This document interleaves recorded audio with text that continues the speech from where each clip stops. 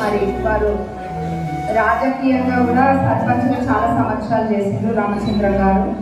చాకలి ఐలమ్మ అంటేనే మన నియోజకవర్గానికి పరిమితం కాదు, మొత్తము రాష్ట్రానికే చాకలి ఐలమ్మ అంటే ఒక రోల్ మోడల్, ఒక ఇన్స్పిరేషన్. మరి అట్లాంటి చాకలి ఐలమ్మ ఉన్న ఈ నియోజకవర్గంలో ఒక ఎమ్మెల్యే రావడం నాకు నిజంగా అదృష్టంగా భావిస్తున్నా.